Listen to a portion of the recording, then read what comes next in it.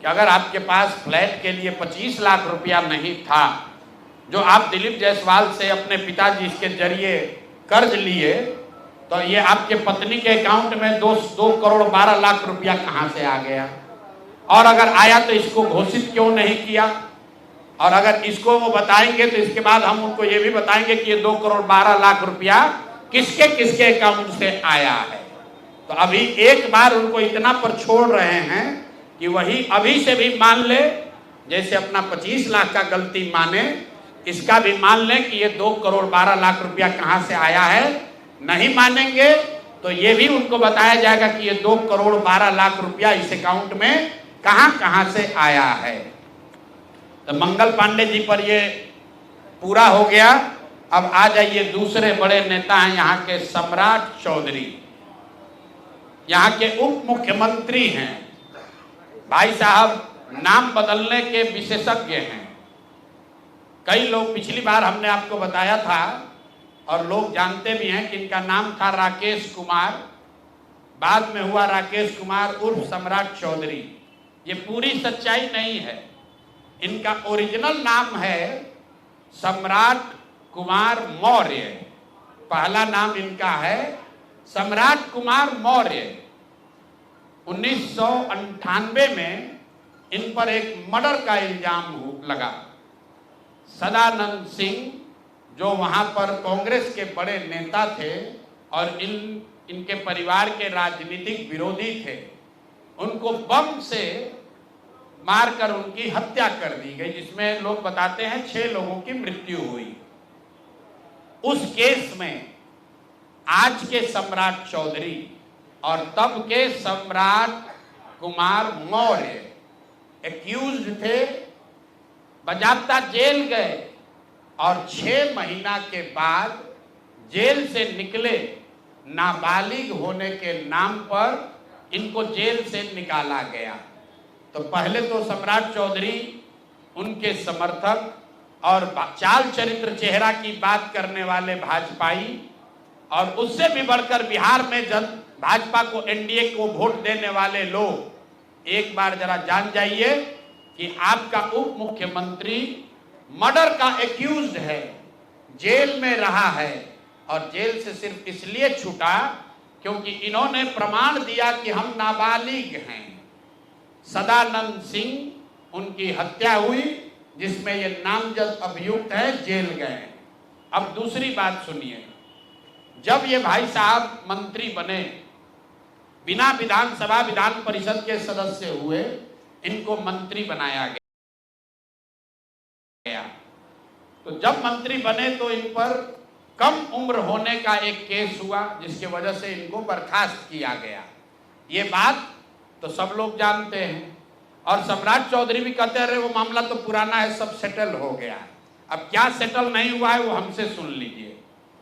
उस केस के पिटीशन में सुप्रीम कोर्ट में लिख के दिया गया कि इन्होंने जब मैट्रिक का एग्जाम दिया, तो मैट्रिक का एग्जाम इन्होंने दिया है सम्राट कुमार मौर्य के नाम से, और सुप्रीम कोर्ट के हलफनामे में यह लिखा गया कि सम्राट कुमार मौर्य उस समय के, इन्होंने इनका एडमिट कार्ड, इनका रोल नंबर, वो सब जारी किया, सुप्रीम कोर्ट के दस्तावेज में है।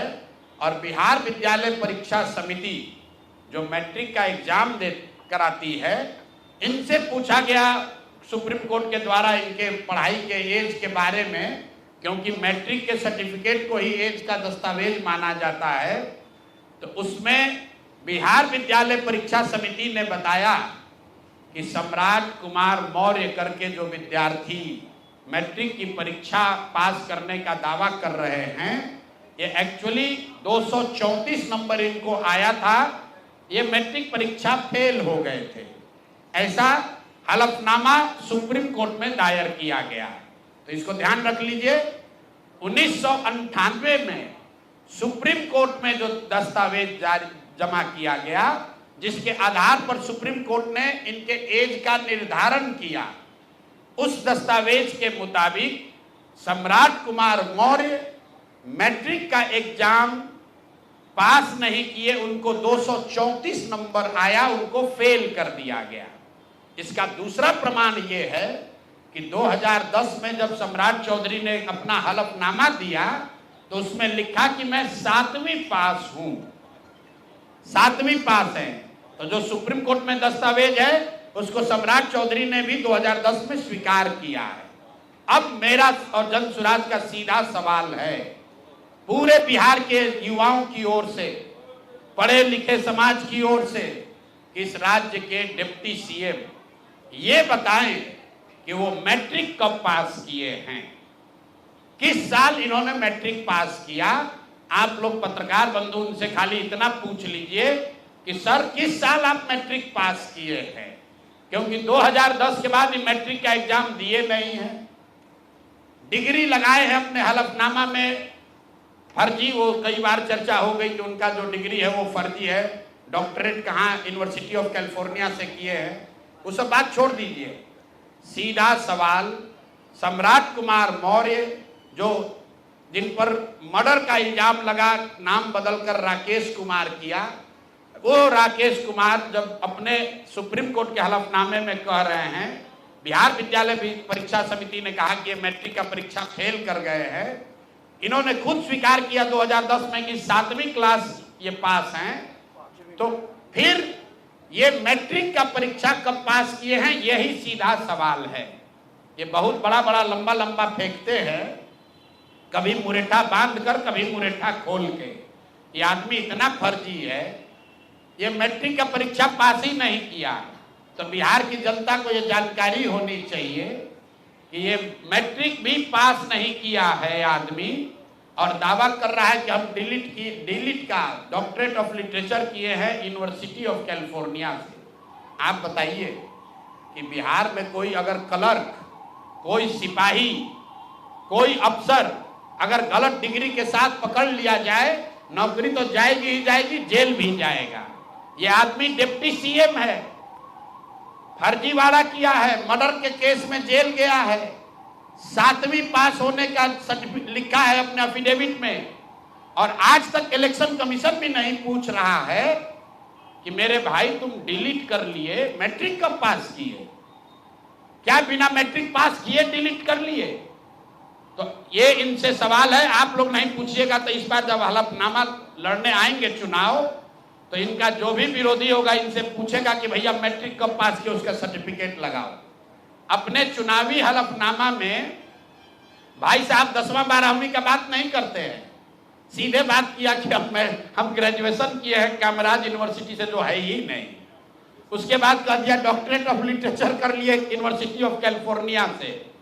तो ये हैं हम लोग के नाम बदलू नेता सम्राट कुमार मौर्य उर्फ राकेश कुमार उर्फ सम्राट कुमार चौधरी उर्फ 7वीं फेल उर्फ यूनिवर्सिटी ऑफ कैलिफोर्निया से डॉक्टरेट ऑफ लिटरेचर करने वाले बिहार के उप मुख्यमंत्री, भाजपा के बड़े नेता। इनका देखिए चाल चरित्र और चेहरा, मर्डर के इल्जाम में जेल काट कर आया है।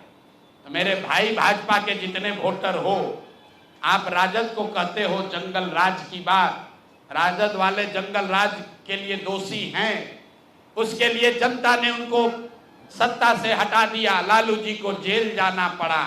और ये सब जो मैं रोज कहता हूं, कंबल उड़कर घी पीने वाले लोग, पहले राजद में था तो वहां पर भी गुंडागर्दी किया, और अब भाजपा में आकर यहां भी लूट मार कर रहा है, पूरे राज्य का स्थिति बर्बाद कर रहा है। अब ये हो गए सम्राट चौधरी। अब आप लोग कहिएगा क्या 2-3 को लेकर आए हैं, इसलिए कि आप लोग कहते हैं कि भैया आप रोज रोज करेंगे तो कहेगा भाई रोज पत्रकारिता कर रहे हैं। इतना चोर है यहाँ, इतना दस्तावेज आ गया है कि कई बार सोचे है कि चारों को कर दिया जाए। जो 4 यहाँ के शीर्षस्थ नेता हैं एनडीए के, दिलीप जायसवाल, मंगल पांडे, सम्राट चौधरी, अब आ जाइए यहाँ के भ्रष्टतम नेता सर्वदलीय अशोक चौधरी, माननीय मुख्यमंत्री नीतीश कुमार के दाहिने हाथ। इनका हालत देखिए, ये तो आदमी पूरे बिहार में रिकॉर्ड बना दिया भ्रष्टाचार का। हम लोग अभी तक सुनते आए हैं कि लालू जी बेनामी प्रॉपर्टी खरीदते थे, अब इनका देखिए बेनामी प्रॉपर्टी का हालत। ये दस्तावेज इतना है कि जैसा मुन्ना जी बता रहे हैं कि समेटते समेटते हम लोग थक गए कि भाई कितना भेजोगे। हमने अब कह दिया भाई अब और जमीन का कागज मत भेजो।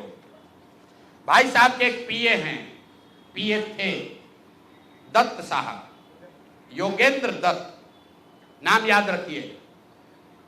अशोक चौधरी के पीए योगेंद्र दत्त 2019 में, जरा कागज निकाल, 2019 में अशोक चौधरी जी ने 34 लाख रुपया में योगेंद्र दत्त के नाम पर विक्रम में 1 एकड़ जमीन, करीब करीब 1 एकड़ जमीन, 0.7 एकड़, 23 कट्ठा जमीन इन्होंने खरीदा।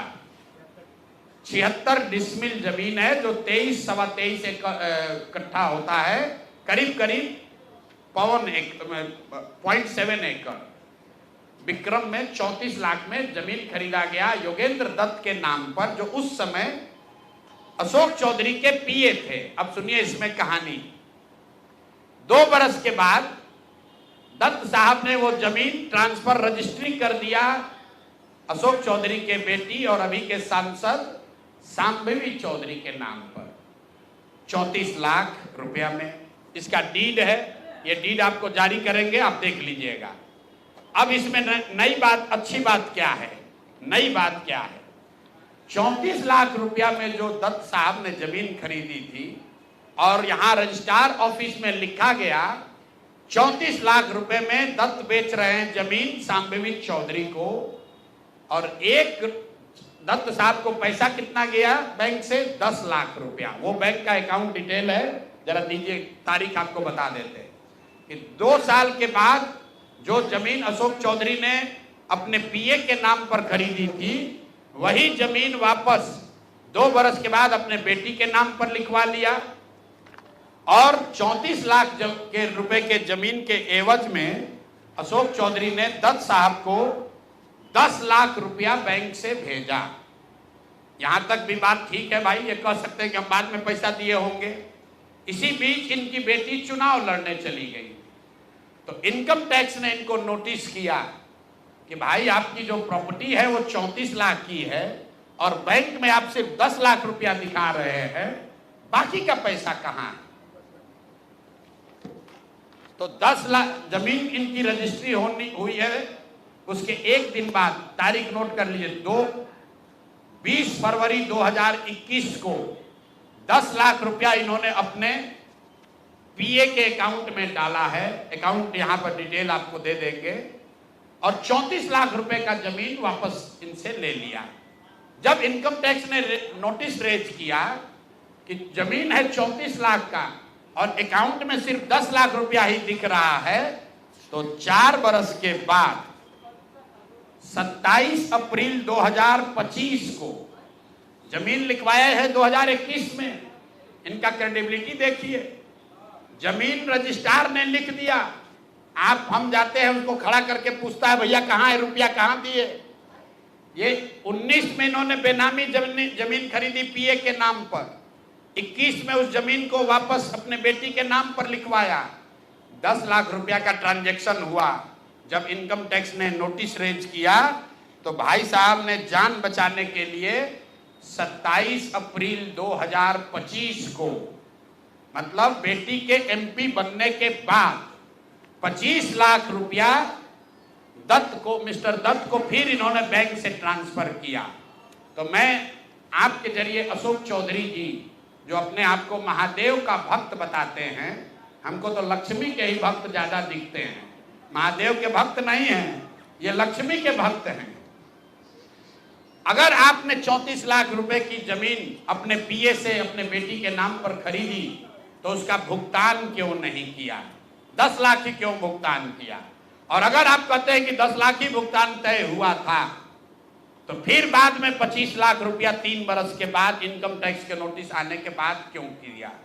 अब आपको हम एक छोटा सा केस बता रहे हैं, इसका वैल्यू 34 लाख है, लेकिन आपको ये इसलिए बता रहे हैं कि इनका मोडस ऑपरेंडी क्या है, क्योंकि उसके बाद अब जो आपको बताएंगे, ये भाई साहब पिछले 2 बरस में 200 करोड़ रुपया से ज्यादा का संपत्ति, 200 करोड़ रुपए से ज्यादा का संपत्ति अपने पत्नी, अपने बेटी, अपने समधन, उनसे जुड़ा हुआ एक ट्रस्ट, मानव वैभव विकास ट्रस्ट, इसके माध्यम से इन्होंने जमीन खरीदी है करीब 200 करोड़ रुपए का।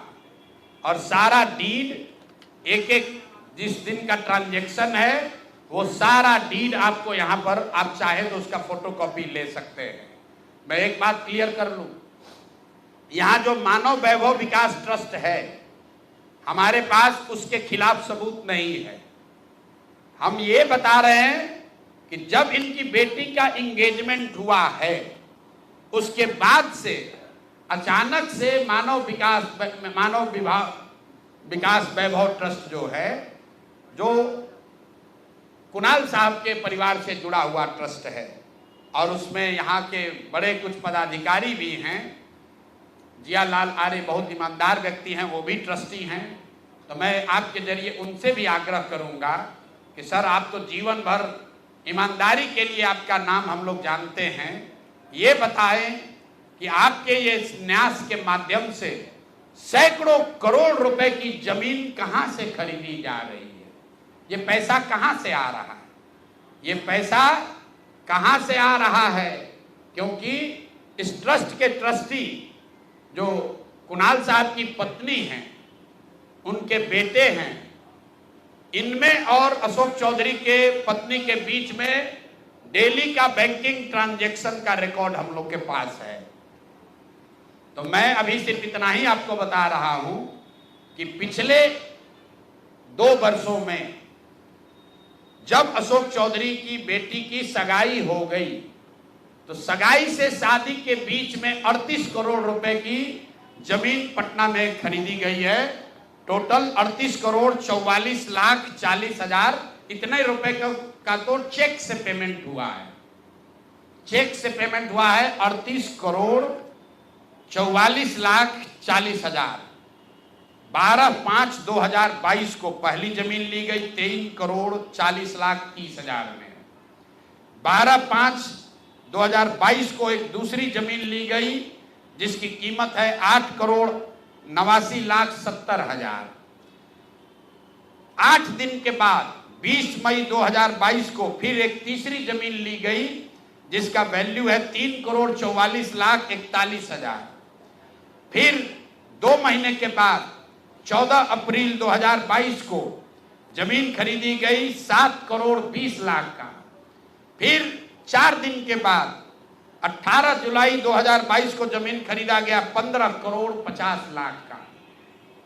और ये सारी जमीन इंगेजमेंट और शादी के बीच के डेट है, उतना ही आपको बता रहे। और ये सारी जमीन का मालिकाना हक अशोक चौधरी के पत्नी या सायन कुणाल, उनकी माताजी अनीता कुणाल या उनसे जुड़ा हुआ जो ट्रस्ट है उसके नाम पर है।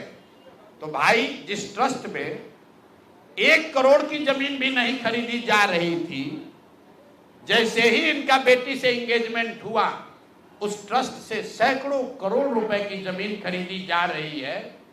तो ये पब्लिक इंटरेस्ट में है कि ट्रस्ट से जुड़े हुए लोग ये आपको बताएं कि आखिर इतना पैसा उस ट्रस्ट में न्यास में आ कहां से रहा है। और अशोक चौधरी जी या उनकी पत्नी जो उस न्यास में मेंबर नहीं हैं, उनसे इनका सीधा क्या संबंध है। हम लोग के पास जो पेपर है उसके मुताबिक करीब करीब 200 करोड़ रुपए की जमीन खरीदी गई है इनके द्वारा, अशोक चौधरी और इनके परिवार के द्वारा। और ट्रस्ट में जियालाल आर्या के साथ साथ एक महिला भी हैं जिसको लोग बता रहे हैं कि अभी के मुख्य सचिव प्रत्यय अमृत की माता जी हैं। तो अभी के मुख्य सचिव की माता जी शायद उस ट्रस्ट में है, मैं उसको कंफर्म नहीं कर रहा हूं, लेकिन मुझे ये जानकारी अभी आते आते किसी ने दिया है। तो इस ट्रस्ट के बारे में पता कर लीजिए। अशोक चौधरी को ये बताना चाहिए कि इस ट्रस्ट से उनका क्या लेना देना है, और अगर कुछ लेना देना नहीं है तो इस ट्रस्ट की ट्रेजरर जो अनीता जी हैं, कुणाल साहब की पत्नी, उनके अकाउंट से इनके पत्नी के अकाउंट में इतना पैसा कैसे आ रहा है। ये बात अशोक चौधरी जी को बताना चाहिए। तो भैया ये 3 चीज हो गए। अब अंतिम छोट भैया नेता है पेट्रोल चोर संजय जायसवाल। भाई एक उनका लेटर दे दीजिए। छोट भैया है, जब दूसरे सब धाराशायी हो गए तो पीछे छटपटा रहे हैं। अब इन पर ज्यादा कुछ बोलेंगे तो इनका भाव बढ़ जाएगा। मीडिया वाले भी आजकल इंटरव्यू लेना शुरू कर दिए हैं, क्योंकि प्रशांत किशोर पर ही बोल रहे हैं, जनसुराज पर बोल रहे हैं। इनका पूरा कच्चा चिट्ठा जरा देख लीजिए चिट्ठी। इनका एक पेट्रोल पंप है इनके माताजी के नाम पर बेतिया में। तो हमने कहा कि बेतिया में जब हम पदयात्रा कर रहे थे तो लोगों ने कहा कि 10 वर्षों तक ये भाई साहब वहां एक फ्लाईओवर नेशनल हाईवे का था, वो बनने नहीं दे रहे थे, क्योंकि उससे इनका पेट्रोल पंप का बिक्री कम हो जाता। इन्होंने कहा ना, ऐसा तो कोई बात नहीं है, बेतिया का एक आदमी जानता है। इतना ही नहीं, हम आपको फोटो जारी करेंगे कि जब लोगों का दबाव हुआ तो इन्होंने एक बोर्ड लगाया था बेतिया में, जिसमें लिखा था कि ये फ्लाईओवर का निर्माण मेरी वजह से नहीं, राज्य सरकार के परमिशन नहीं देने के वजह से रुका हुआ है। तो पहला प्रमाण कि फ्लाईओवर का बनना और नहीं बनना और उसका दोष इन पर था, इसका प्रमाण ये है कि इन्होंने खुद से सार्वजनिक तौर पर एक बोर्ड लगाया था कि फ्लाईओवर का निर्माण मेरी वजह से नहीं, राज्य सरकार से परमिशन नहीं मिलने के वजह से रुका हुआ है। अब इसका आगे सुन लीजिए। 2015 में भाजपा और नीतीश जी गठबंधन में नहीं थे, तो जब इन्होंने दोष लगाया राज्य सरकार पर, तो तब के जदयू के अध्यक्ष, जिला अध्यक्ष डॉक्टर NN शाही, जो वहां के बहुत प्रतिष्ठित व्यक्ति हैं, बड़े डॉक्टर हैं, जदयू के जिला अध्यक्ष थे, उन्होंने संजय जायसवाल को खुली चुनौती दी कि आपने जो बोर्ड लगाया है ये गलत है। टाउन हॉल में दोनों में सार्वजनिक चर्चा हुई थी, दोनों को करीब हजारों लोगों के सामने इस बात पर बहस हुआ कि आखिर फ्लाईओवर का निर्माण क्यों नहीं हो रहा है। उसके बाद पेट्रोल पंप से इनका कितना प्यार है ये समझ लीजिए। ये है गरिमा देवी सिकारिया, जो अभी वहां नगर की महापौर हैं। इनका लेटर है पत्रांक NMO 242532 डेटेड 14/8/2024। 14/8/2024 मतलब 14 अगस्त 2024 को। जरा इस पे इसका एक पारा पढ़ के आपको सुना देते हैं। ये गरिमा देवी सिकारिया ने जब अस्थाई समिति की पूरी बैठक हुई बेतिया नगर निगम के, उसके महापौर के तौर पर गरिमा देवी सिकारिया ने नगर आयुक्त को चिट्ठी लिखी। उस चिट्ठी का एक हिस्सा पढ़ रहा हूं आपको।